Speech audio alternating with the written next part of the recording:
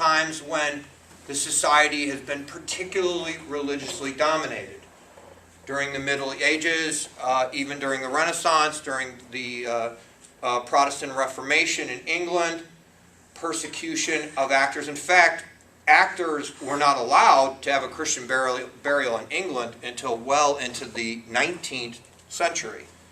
So even though the people that played in the Globe Theatre, occasionally you would find Shakespeare or somebody who had property receiving a Christian burial, most of the people that were acting at the Globe Theatre were thrown into the ditch behind the church. Okay? When they died. Yeah? That reminds me of the 1950s during the Red Scare and McCarthyism. Exactly. When all the actors were blacklisted for...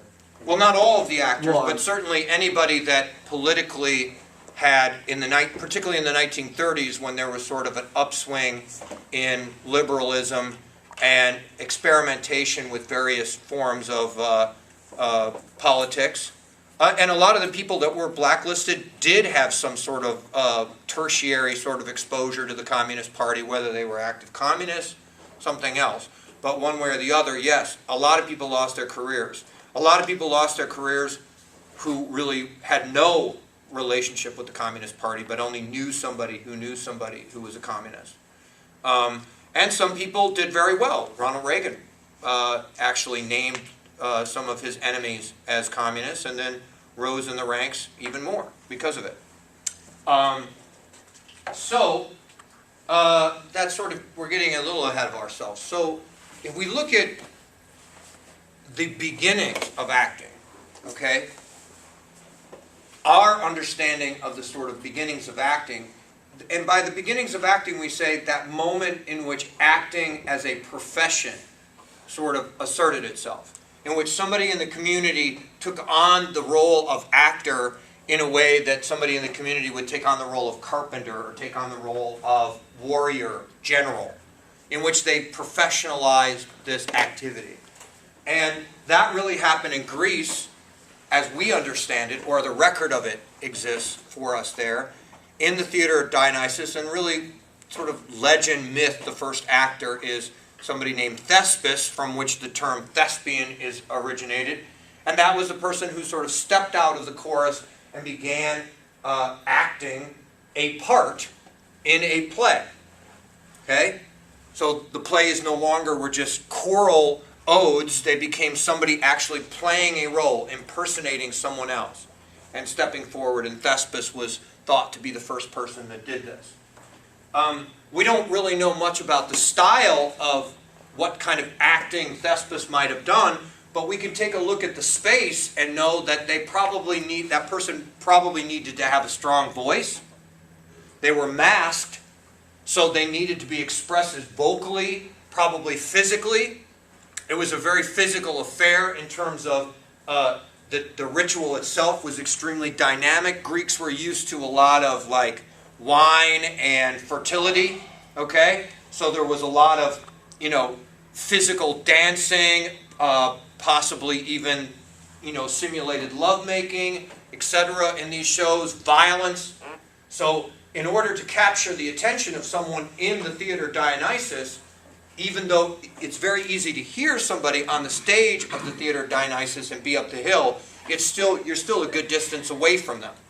Okay? Now, this is certainly true in Roman theater. We don't really know that much about how Romans acted their plays, but we know something about the plays because the plays are around. We know that they're bawdy comedies. We also know that some of them are tragic, sort of cast in the sense of the Greek plays. We know something about theater criticism because we have Aristotle, and we know what Aristotle valued from a play. And that tells us a little something about the acting style.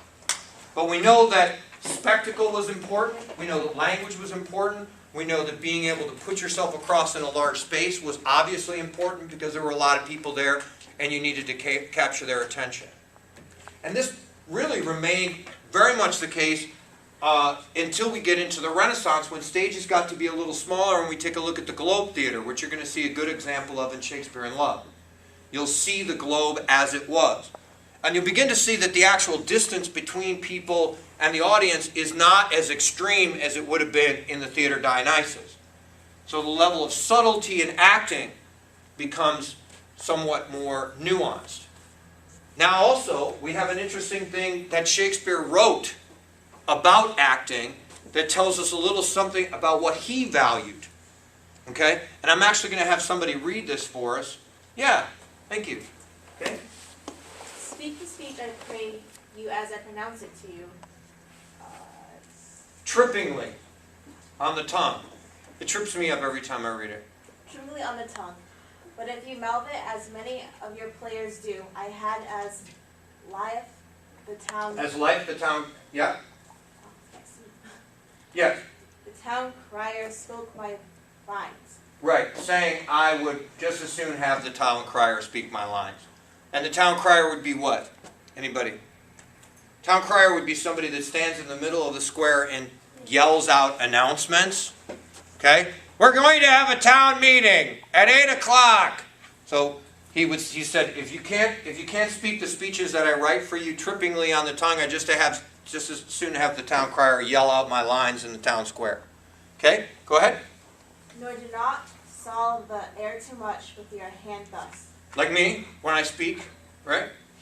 But use all gently, for in the Very torrent. very torrent tempest, and as I may say, whirlwind of your passion, you must acquire and Beget.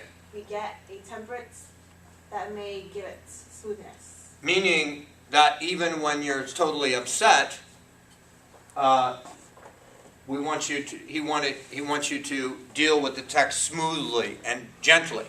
Okay? All right, keep going. Oh, it offends me to the soul to hear a rambunctious, periwig, pated fellow tear a passion to taters, To tatters.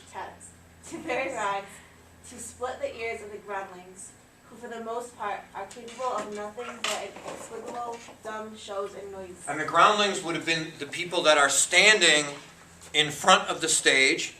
Okay? In the globe, the stage is laid out as a square. On three sides of that square, we have the cheap seats, which are really not seats at all, but people standing in the infield. And then around, we have sort of balconies, okay, where people are seated. So the groundlings would have been the people, and there was a lot of conversation and sort of wheeling and dealing and people hooking up down in the pit, at the pit as it was called. So there would be all kinds of sort of lewd and lascivious characters down there. And what he's saying is they're not capable of paying attention to anything but the comic parts of the play or the violent parts of the play. Okay? But what he doesn't want you to do, or doesn't want the player, he's talking to the player king, or the main actor of this troupe that has come to the castle in Denmark. What he's saying to them is, even though that's the case, I don't want you to saw the air and overact my speeches just because you're trying to get the attention of the groundlings. Okay? Keep going. I would have such a fellow whipped for overdoing termagant. It out Herod's Herod. Okay, Herod's Herod. Herod is, of course, the king in the Jesus story, right? And so the player king is saying, I warrant your honor, I'm going to have somebody else, he's reassuring Hamlet that he's going to do his best with it. Okay? Let's have Robert, you want to pick it up? Sure. Be not too tame neither, but let your own discretion be your tutor. Suit the action to the word to the action, with this special observance, that you overstep not the modesty of nature, for anything so or done is from the purpose of playing, whose end both at the first and now was and is to hold as 'twere the mirror up to nature. And this is something that is really something to say, particularly in this period. Okay? To say, to suit the action to the word and the word to the action.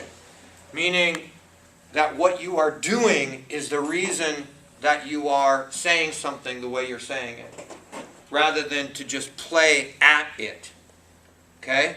In other words, if I am trying to get Robert to shut up, I'm going to say shut up in a particularly effective way given the context of the situation. If he's my buddy and we're just hanging out somewhere, I'm just going to be like, Robert, shut up, dude. Right? But if I'm the teacher, and I'm, not me, but some other teacher who is actually dealing with his students in a respectful and kind way, okay, then I might actually, I might say, inadvertently say, shut up, in a different way. Okay? And that has to do with the circumstances that I'm in and what I am trying to accomplish. And that's a very nuanced way of sort of putting together this, and this is something that's quoted throughout history from this point forward among actors and acting teachers. Particularly this other part, the mirror up to nature. Okay?